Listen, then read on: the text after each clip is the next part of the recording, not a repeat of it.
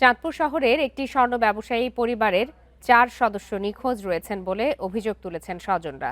নিখোঁজরা হলেন এসকে শিল্পালয়ের স্বত্বাধিকারী পিন্টু দাস, তার স্ত্রী রিমি দাস, বড় ছেলে দশম শ্রেণীর শিক্ষার্থী প্রিয়ম দাস ও ছোট ছেলে রূপম দাস।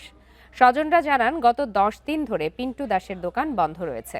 এ বিষয়ে পুলিশ জানায়, পিন্টু দাসের মোবাইল নম্বর গত ২০ আগস্টের পর থেকে বন্ধ পাওয়া যাচ্ছে। পিন্টু দাস অনেকের কাছ থেকে ঋণ নিয়েছিলেন বলেও অভিযোগ উঠেছে। প্রাথমিকভাবে ধারণা, ঋণের বোঝা থেকে বাঁচতে তিনি সপরিবারে আত্মগোপনে রয়েছেন। এ নিয়ে তদন্ত করা হচ্ছে বলে জানিয়েছে পুলিশ।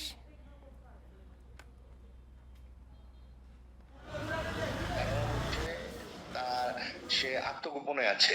আমরা এই বিষয়ে তার বিষয়ে আরো খোঁজ খবর নিচ্ছি, ট্রেস করার জন্য আমরা সর্বোচ্চ চেষ্টা করছি। আশা করছি দ্রুতই আপনাদের জানাতে পারবো তার লোকেশন বা কোথায় আছে না আছে।